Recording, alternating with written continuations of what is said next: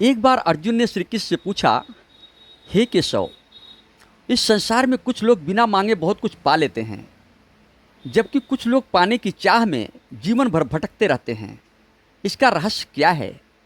श्री कृष्ण मुस्कुराए और बोले, हे अर्जुन, ब्रह्मांड एक महान लेन देन के नियम पर चलता है। इसे तुम गिव एंड टेक का नियम कह सकते हो। इस संसार में कोई भी वस्तु बिना दिए नहीं मिलती। यदि किसान फसल चाहता है तो पहले उसे बीज बोना पड़ता है। यदि विद्यार्थी ज्ञान चाहता है तो पहले उसे समय और परिश्रम देना पड़ता है। यदि मनुष्य सम्मान चाहता है तो पहले उसे दूसरों का सम्मान करना पड़ता है। हे अर्जुन, अधिकांश लोग केवल पाना चाहते हैं पर देना नहीं चाहते।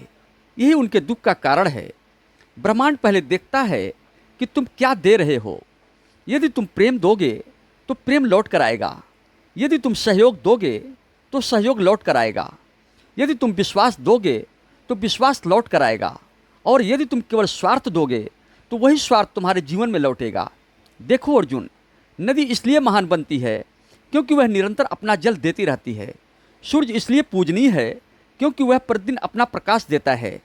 वृक्ष इसलिए आदरणीय है क्योंकि वे अपने फल, फूल और छाया को बांटते हैं। प्रकृति का प्रत्येक तत्व हमें यही शिक्षा देता है कि जो देता है वही वास्तव में पाने का अधिकारी बनता है। हे अर्जुन, जब तुम किसी की सहायता करते हो, किसी को प्रोत्साहन देते हो, किसी के चेहरे पर मुस्कान लाते हो, तब तुम केवल उसे कुछ नहीं दे रहे होते, बल्कि ब्रह्मांड में एक बीज बो रहे होते हो। और समय आने पर वही बीज कई गुना फल बनकर तुम्हारे जीवन में लौटता है। इसलिए पाने की चिंता मत करो। अपने आप से केवल एक प्रश्न पूछो, आज मैंने संसार को क्या दिया? क्योंकि ब्रह्मांड का नियम बहुत सरल है, पहले गिव फिर टेक। जो व्यक्ति देने की कला सीख लेता है उसके जीवन में समृद्धि, सम्मान, प्रेम और शांति स्वयं आने लगते हैं। अंतिम संदेश दोस्तों यही है। कृष्ण ने कहा, हे अर्जुन, यदि जीवन में कुछ महान पाना चाहते हो तो पहले कुछ महान देना सीखो। क्योंकि ब्रह्मांड का अटल नियम है गिव एंड टेक। जो तुम देते हो वही किसी न किसी रूप में तुम्हारे पास लौटकर अवश्य आता है। जय श्री कृष्णा।